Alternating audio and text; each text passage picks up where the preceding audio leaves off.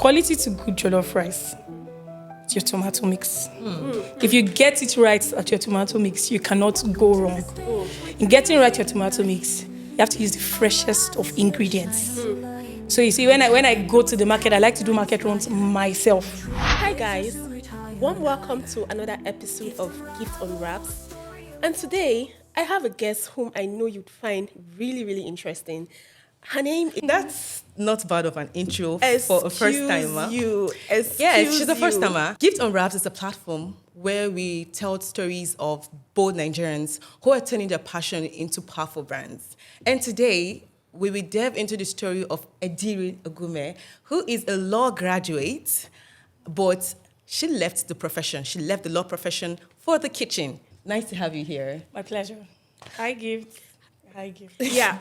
My name is Gibbs and her name is Gibbs. Even with the sorry, glasses, I hope at some point you don't get confused. No, sorry, guys. Her name is Giftola. I am Gift. So she's the Yoruba version of my name. Of Gift. Giftola, yes. So, growing up, everybody wanted to be a doctor, wanted to be an accountant, and then lawyer. Now the narrative is changed because now everybody wants to go into tech. Yeah. But then everybody wanted to be all of these. But today we have a trained lawyer, the law herself, and now she ends up in the kitchen. So my first question is, what initially informed your decision to study law? Okay, thank you very much. That's a good question. But, like you said, growing up, it was either you wanted to be a doctor, a lawyer, an engineer, or a mass communicator. And then for me, that was it while growing up. And so when I finished school, I wrote JAM, and then I wanted to get admission. I wanted to study mass communication in University of Jos. And somehow that didn't work.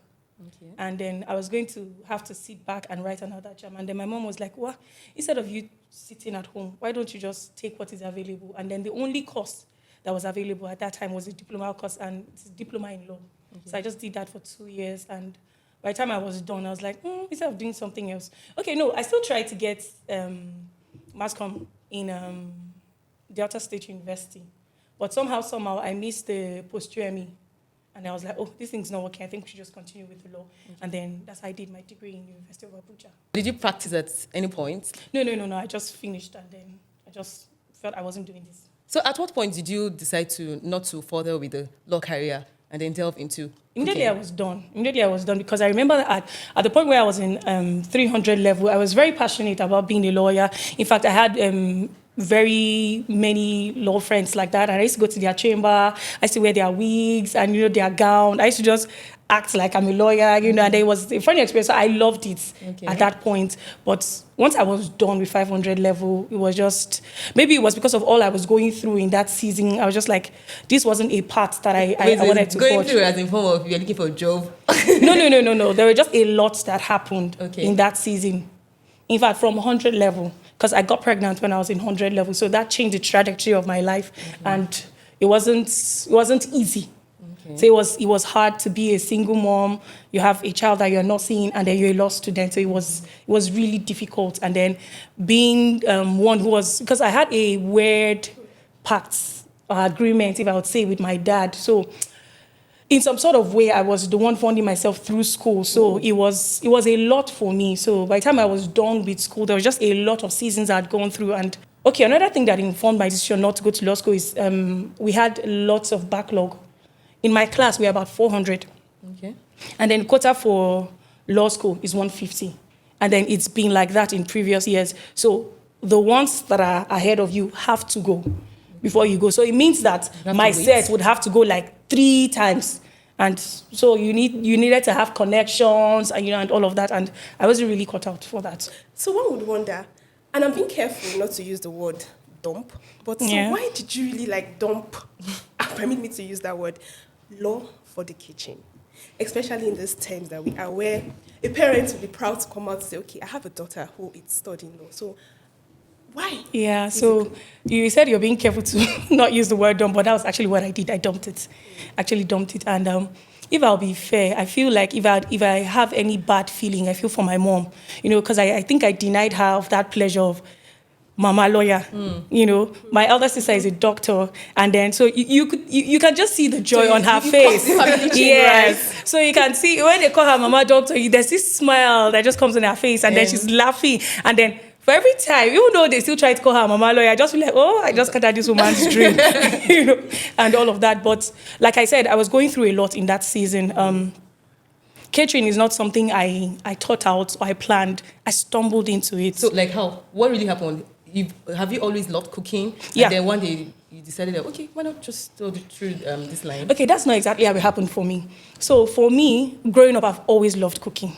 Always. I loved experimenting. I loved doing all of that.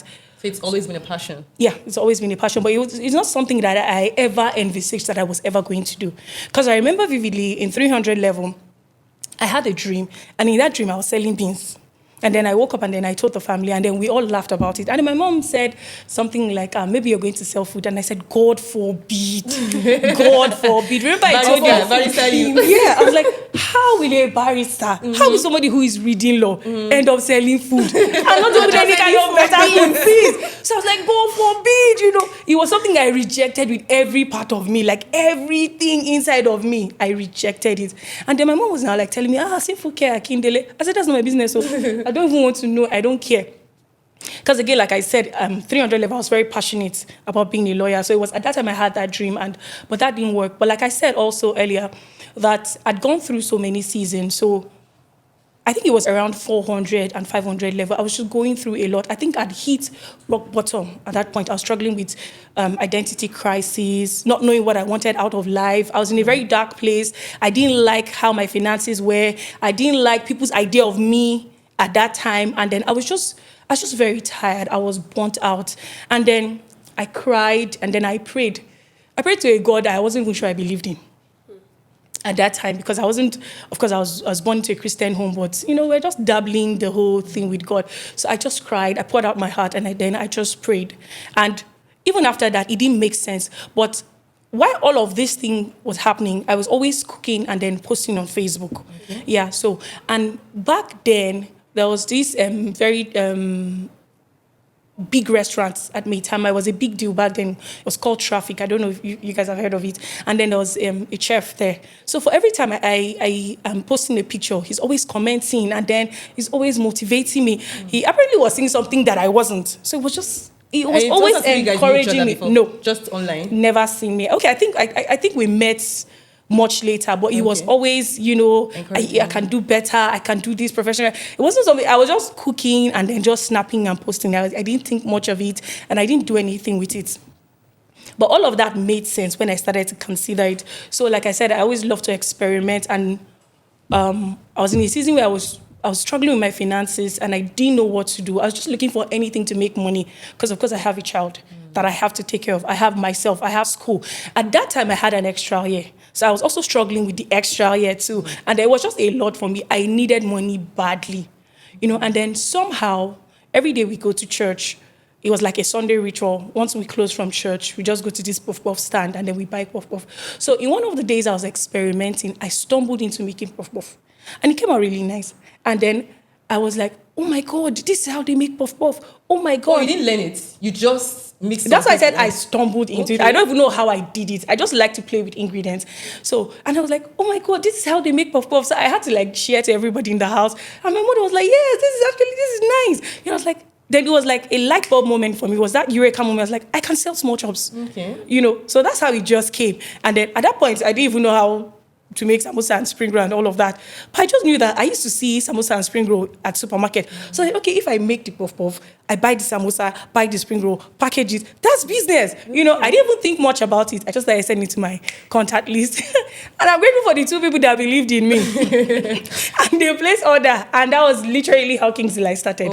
It was Mr. Madugu and Queen Amina. So if you're watching this, thank you very much for believing in me. Thank you so much. Yeah. Okay. So I'll ask probably the most obvious question. Okay. So is it lucrative?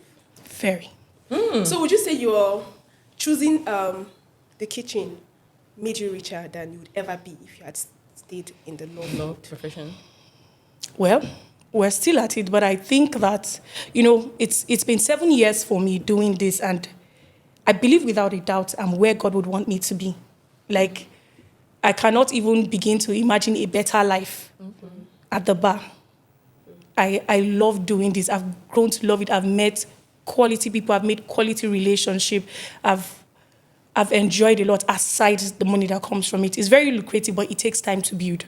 And we're still building. And we thank God for how far he has brought us. So, business is very lucrative. All right. In Nigeria today, one of the challenges most startups and entrepreneurs face is, funding. Yeah. So how did you get fund, the capital, to start the business? Okay, so I always refer to this statement of Bishop Oyedepo: start from where you are. Start with what you have. You don't necessarily have to go and source for funds. So at the time, like I said, I just sent to my contact list.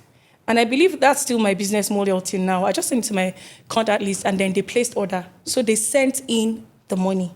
So I used their money to execute their order.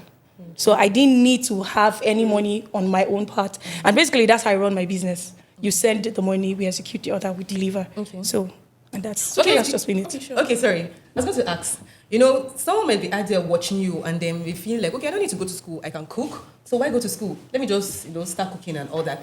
But education has its place. Yeah. So I'd like to know, how does your qualification in law, how does it affect your business? Like in what way does it help? Okay, so it helped me a great deal because for me, it helped build systems around my business. It helped me know that I needed to make this a legal entity. If you go to, say, the market now, you see thriving businesses and just maybe Ugo and Sons, and you know that this is all there is to the business. Mm-hmm. There's no legal background. If you're going to sue, you're going to have to sue the owners of the business. There's no separate identity from the business. Yeah. But having the law background taught me all of that. Although I stumbled into business, but I knew that I needed to do this and do this by the books. So I knew that I needed to register my company. I knew that I needed to fill in for taxes.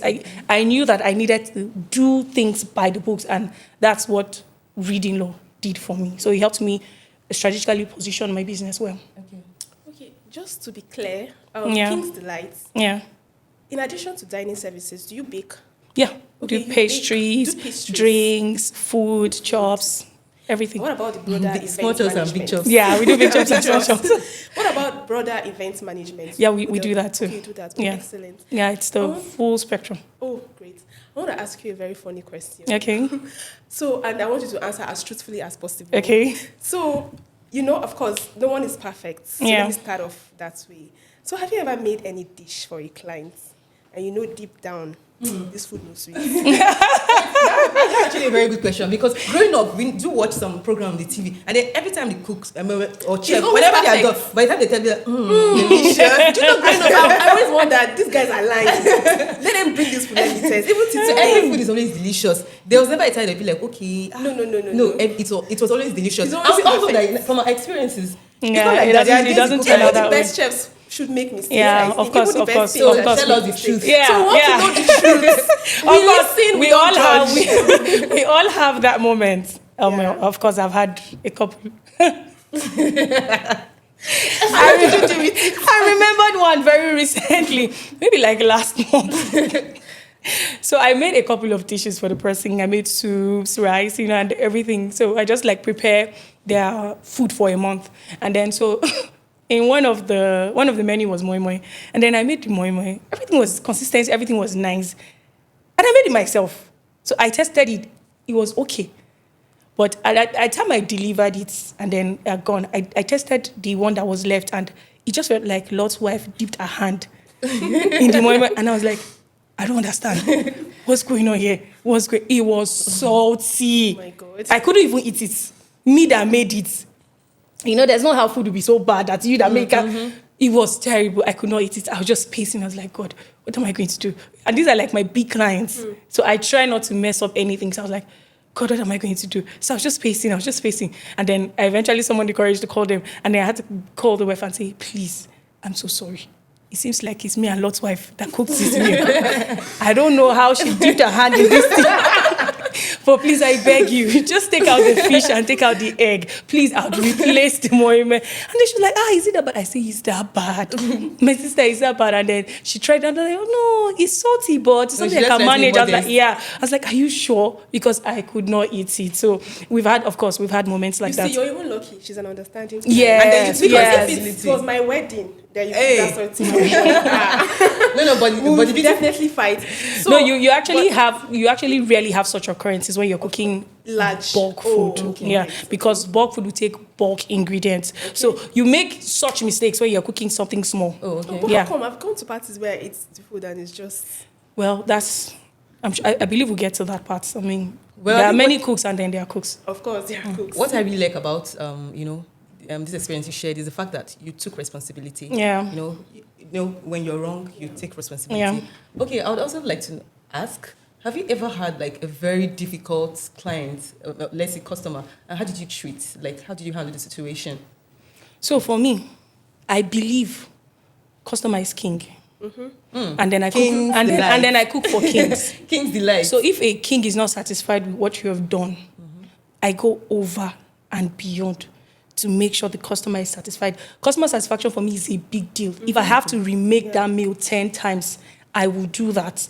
But I would ensure that that client is satisfied. And that's one thing you cannot fault me on. You can't fault my brand on bad customer services. Interesting. No. So if you're one of our clients and you have anything against her, drop it in the comment section. Okay, and I noticed a lot of people leverage the social media for their businesses, but you don't seem to do much on social media. Yeah. Why? Okay, I'm not... Well, I think that's a wrong statement. I'm not really a social media person. Okay. But that's not a yardstick because we're in the era where social media is a gold mine. And if you properly harness it, you know that you get lots of gold from it. So I'm looking to do more in the social media space. And but I thank God that thus far, in the last 7 years, the strength of King's Delight has been referrals. We've been big on referrals. Great. In fact, yeah, I think I have bragging rights. I should say this. Last week, I got a call from the villa. Interesting. Yeah. Wow. Yeah, and it was in the house. So I got a call from the villa for cakes, and chops, and it turns out that they were looking for me. Because I wasn't even online at that time. So they've been trying my life. I don't know how I missed the calls. And so for 2 days, they've been looking for me. It's out. For me, it just felt like, you're really good. It was that happy moment for me.